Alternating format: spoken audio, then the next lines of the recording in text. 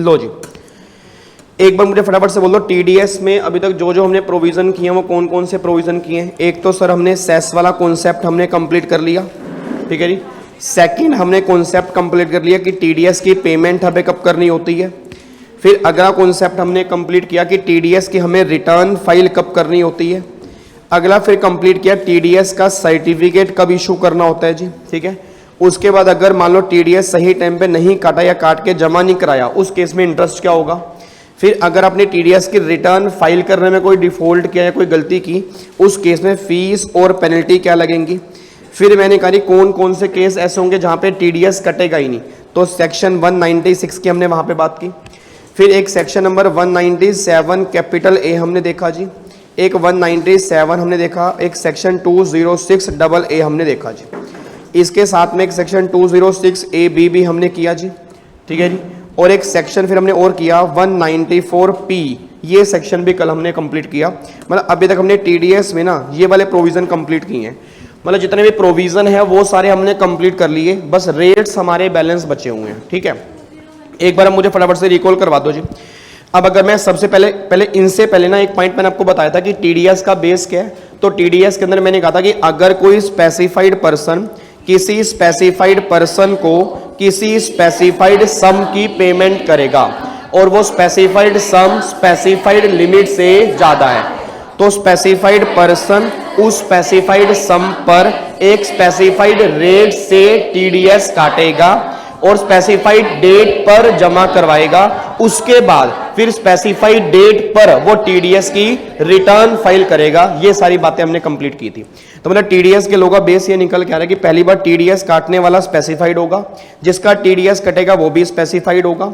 Specified सम पर TDS कटेगा, एक लिमिट के बाद कटेगा, स्पेसिफाइड रेट से कटेगा और स्पेसिफाइड डेट पर जमा होगा और जमा करवाने के बाद फिर स्पेसिफाइड डेट पे रिटर्न फाइल होगी। ये सारी बातें हमने कंप्लीट की।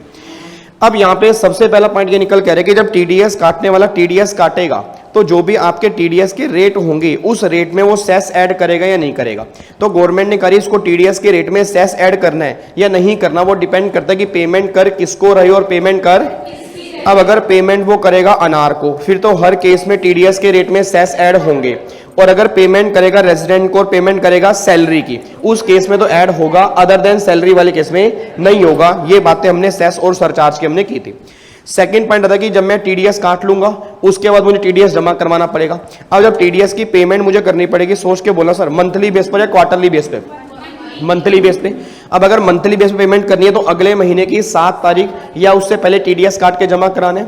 अगर मैं बात करूंगा अप्रैल की, तो अप्रैल की जमा कब करवाएंगे, मई का जून में, जून का जुलाई में, जुलाई का अगस्त में, अगस्त का, और अप्रैल से लेके फेब तक ऐसे 7th ऑफ नेक्स्ट मंथ होगा। बट मार्च के महीने का कब होगा, 30th अप्रैल। ये बातें हमने कंप्लीट की।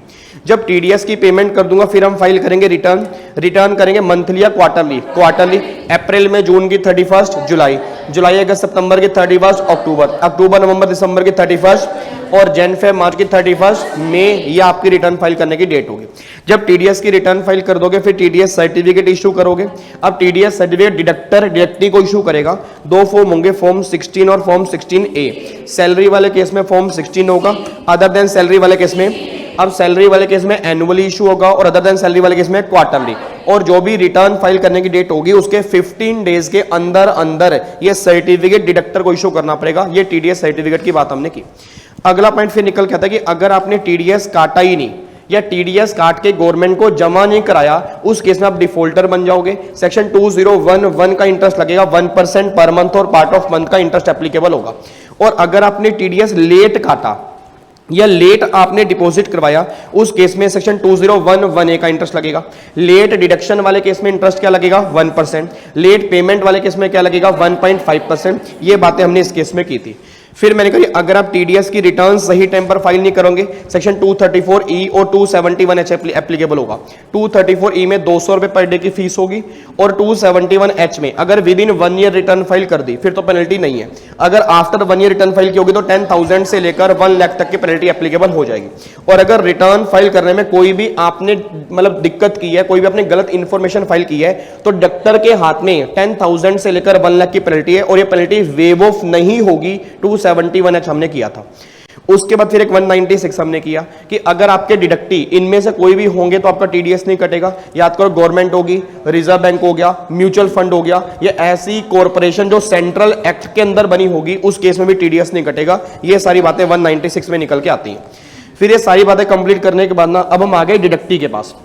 डिडक्टी ने 197A, अब अगर डिडक्टी को लगता है कि मेरा टीडीएस नहीं कटना चाहिए, मतलब मेरा एक्चुअल टैक्स नील बनता है, मेरा टीडीएस क्यों कट रहा है, मुझे रिफंड लेना है, तो गवर्नमेंट ने कहा भाई अगर तुम्हें प्रॉब्लम है तो 6 पेमेंट है, 6 पेमेंट वाले केस में 197A की सेल्फ डिक्लेरेशन फाइल कर सकते हो। जैसे तुम डिक्लेरेशन फाइल करोगे तुम्हारा टीडीएस नहीं कटेगा। अब 197A में 2 फॉर्म होंगे, एक तो फॉर्म होगा 15G और एक होगा 15H। नॉर्मल केस में 15G फाइल करोगे, सीनियर सिटीजन वाले केस में 15H फाइल करोगे। जैसे डिक्लेरेशन फाइल करोगे आपका टीडीएस नहीं कटेगा। ये 197A के अंदर है। अब 197A में तो 6 पेमेंट आती हैं, उसको छोड़ के बाकी पेमेंट मान लो उस पेमेंट में मेरा टीडीएस कट रहा है, बट मैं चाहता हूं मेरा टीडीएस ना कटे। उस केस में क्या होगा, 197 के पास जाओगे। 197 में एओ का सर्टिफिकेट है, भाई अगर तुम्हें प्रॉब्लम है तो डिक्लेरेशन फाइल तो नहीं कर सकते, तुम डिपार्टमेंट के पास जाओ, डिपार्टमेंट को सेटिस्फाइड करो, डिपार्टमेंट तुम्हें सर्टिफिकेट देगा, वो सर्टिफिकेट जमा करवा दो, तुम्हारा टीडीएस नहीं कटेगा, या अगर कटेगा तो लोअर रेट से कटेगा। ये सारी बातें 197 के अंदर हैं। फिर 206AA, अगर डिडक्टी ने पैन कार्ड गलत दिया या पैन कार्ड दिया ही नहीं या इनवैलिड दिया तो टीडीएस आपका हायर रेट से कटेगा। हायर केस का मतलब जो सेक्शन में होंगे, जो फाइनेंस एक्ट में होंगे, और जो 20% विच एवर इज हायर, उस रेट से आपका टीडीएस कटेगा 206AA। फिर गवर्नमेंट ने करी अगर डिडक्टी ने रिटर्न फाइल नहीं की पिछले 2 सालों की, मतलब जिनकी रिटर्न की डेट खत्म हो चुकी है, उन 2 सालों की रिटर्न आपने फाइल नहीं की, एंड एक और डिफॉल्ट भी था, उन 2 सालों में हर साल टीडीएस 50,000 या उससे ज्यादा है, तो फिर आपका टीडीएस हायर से कटेगा। हायर कौन सा, जो सेक्शन में होगा उसका डबल, जो फाइनेंस एक्ट में होगा उसका डबल, और 5% विच एवर इज।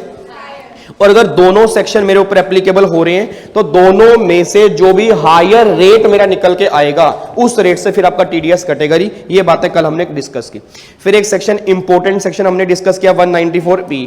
अब 194P के अंदर यह कि अगर कोई स्पेसिफाइड बैंक किसी स्पेसिफाइड पर्सन को पेमेंट करेगा पेंशन और इंटरेस्ट की, स्पेसिफाइड पर्सन कौन सा हो गया, अगर वो इंडिविजुअल है, इंडिया का रेजिडेंट है, एज 75 या उससे ज्यादा है, और उसकी 2 इनकम है, वो पेंशन एंड इंटरेस्ट की, और वो भी सेम बैंक से, तो गवर्नमेंट कहते हैं उस केस में फिर बैंक वाले क्या करेंगे, उसकी इनकम निकालेंगे, उसका फाइनल टैक्स निकालेंगे, पे करेंगे, रिटर्न फाइल करेंगे। इस चक्कर में क्या होगा, सामने वाली पार्टी को रिटर्न फाइल करने से एग्जम्पशन मिल जाएगी, बट सामने वाली पार्टी को डिक्लेरेशन फाइल करनी पड़ेगी। बस ये बात ध्यान दो।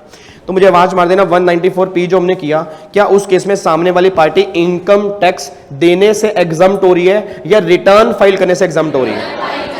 और वो भी कुछ कंडीशन थी, एक बार लास्ट टाइम बोल दो, इंडिविजुअल हो, रेजिडेंट हो, एज 75 या उससे ज्यादा हो, उसकी 2 इनकम हो, पेंशन एंड इंटरेस्ट वो भी सेम बैंक से हो, और उसने डिक्लेरेशन फाइल कर दी हो।